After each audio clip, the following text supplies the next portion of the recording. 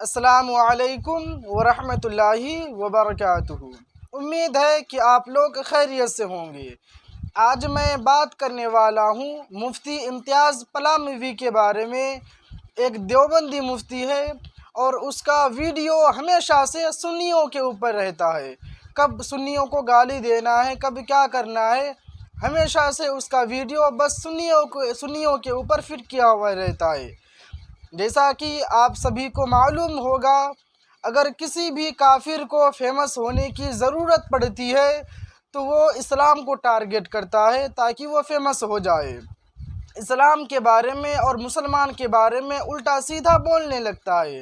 اور سیم اسی طرح کسی بھی گمراہی فرقے والے کو جو اپنے آپ کو مسلمان کہلاتے ہیں پر وہ مسلمان ہے نہیں، داڑھی اور ٹوپی بھی رکھتے ہیں، جب اس کو فیمس ہونے کی ضرورت پڑتی ہے تو وہ سب سے پہلے اہل سنت پر بھونکتا ہے، سنی مسلمانوں کو گالی دیتا ہے تاکہ ہم فیمس ہو جائے۔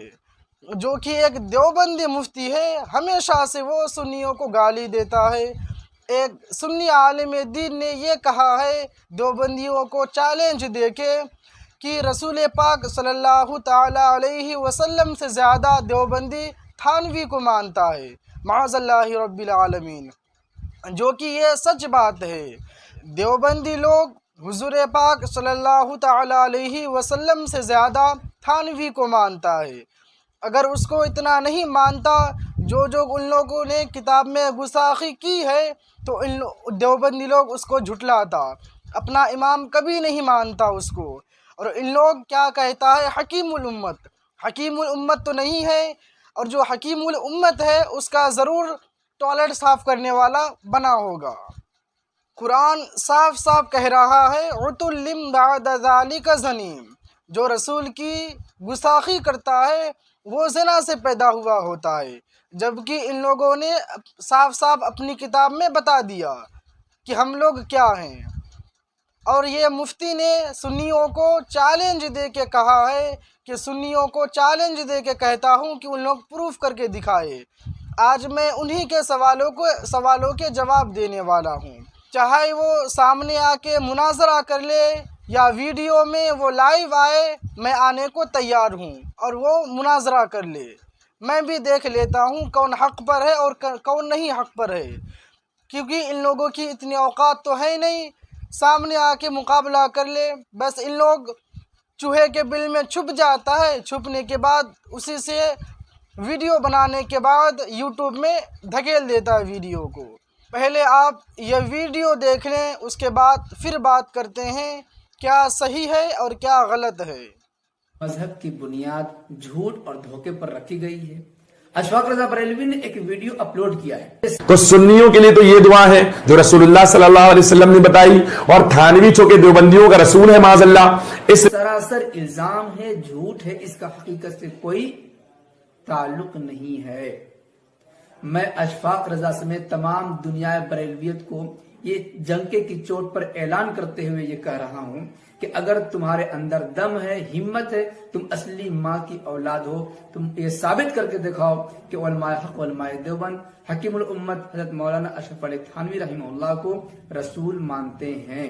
اس دیوبندی مفتی نے یہ کہا کسی بھی اہل سنت والے کی اتنی ہمت ہے تو وہ ثابت کر کے دکھائے۔ آج میں آپ لوگوں کو ثابت کر کے دکھاؤں گا۔ اگر دیوبندی لوگ حضور پاک صلی اللہ تعالیٰ علیہ وسلم سے زیادہ تھانوی کو نہیں مانتا تو اشرف علی تھانوی جو اپنی کتاب حفظ الایمان میں یہ لکھا ہے کہ حضور پاک صلی اللہ تعالیٰ علیہ وسلم کو جانوروں کی طرح علم ہے، پاگلوں کی طرح علم ہے، شیطان کی طرح علم ہے، تو دیوبندی لوگ اس کا انکار کرتا، اور دیوبندی لوگ اشرف علی تھانوی کو اپنا امام نہیں مانتا، اس کو رحمت اللہ نہیں کہتا، کیونکہ جو اپنی کتاب میں وہ لکھا ہے دیوبندی لوگ خود مانتا ہے۔ جب وہ مانتا ہے تو آپ اسی میں مجھے بتائیں جو شخص اگر حضور پاک صلی اللہ تعالیٰ علیہ وسلم کی شان میں گستاخی کرے، قرآن یہ فرما رہا ہے عتل بعد ذلک زنیم، جو رسول کی مخالفت کرتا ہے وہ زنا سے پیدا ہوا ہوتا ہے۔ تو آپ مجھے یہ بتائیں اپنی کتاب میں وہ لکھا ہے تو دیوبندی لوگ اس کا ویرودھ کرتا۔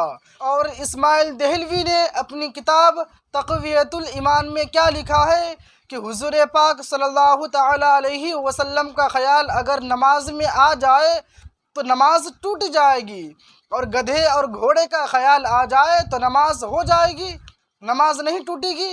تو آپ مجھے یہ بتائیں، اگر حضور پاک صلی اللہ تعالی علیہ وسلم سے زیادہ نہیں مانتا ہے تو یہ کتاب میں آیا تو آیا کہاں سے؟ حضور کے شان میں گستاخی کی جا رہی ہے۔ اگر حضور کے شان میں اگر نعت پڑھی جائے تو ان لوگ کہتا ہے شرک ہے، اگر وسیلہ لیا جائے تو یہ کہتا ہے کہ وسیلہ لینا بھی شرک ہے۔ ان لوگ یہودی کی طرح ہیں، کچھ کو مانتے ہیں کچھ کو نہیں مانتے ہیں، سیم ٹو سیم ان لوگوں کا حال ہے۔ قرآن کی کچھ آیتوں پر ایمان تو رکھتے ہیں اور کچھ آیتوں پر ایمان نہیں رکھتے، اور ان لوگ ہمیشہ شرک میں چلا جاتا ہے کہ اللہ کے سوا کسی سے مدد مانگنا بھی شرک ہے۔ قرآن کیا کہہ رہا ہے سورہ تحریم میں؟ لوگ قرآن کی کچھ آیتوں پر ایمان رکھتے ہیں اور کچھ آیتوں پر ایمان نہیں رکھتے ہیں۔ قرآن کیا فرما رہا ہے؟ فَإِنَّ اللَّهَ هُوَ مَوْلَاهُ وَجِبْرِيلُ وَصَالِحُ الْمُؤْمِنِينَ وَالْمَلَائِكَةُ بَعْدَ ذَلِكَ ظَهِيرٌ، تو بے شک اللہ ان کا مددگار ہے، جبریل اور نیک ایمان والے اس کے بعد فرشتے بھی مدد پر ہیں۔ تو اس سے کیا سیکھنے کو ملا کہ اللہ بھی مدد کرتا ہے، اس کے رسول بھی مدد کرتے ہیں اور ایمان والے بھی مدد کرتے ہیں۔ اس کا مطلب کیا ہوا؟ حضور پاک صلی اللہ تعالی علیہ وسلم اور اولیاء کرام اور اللہ کے نیک بندے جو مدد کرتے ہیں تو وہ مدد اللہ کی طرف سے ہوتی ہے۔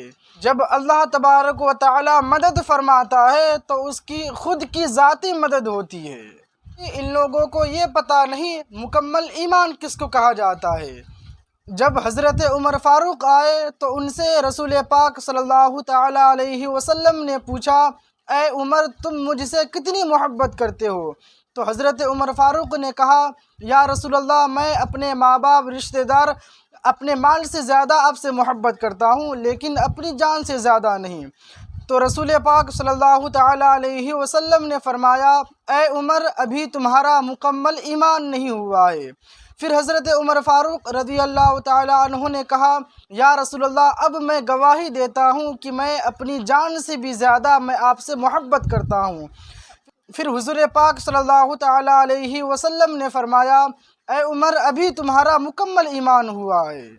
اس کو کہا جاتا ہے مکمل ایمان، جو حضور پاک صلی اللہ تعالی علیہ وسلم سے جان سے بھی زیادہ محبت کرو، کیونکہ ہمیں مرنے کے بعد میرے آقا صلی اللہ تعالی علیہ وسلم کا دیدار ہونا ہے، کیونکہ قبر میں جو تیسرا سوال پوچھا جائے گا تو وہ سوال میرے آقا صلی اللہ تعالی علیہ وسلم کے بارے میں ہوگا کہ اس کے بارے میں دنیا میں کیا کہتے تھے۔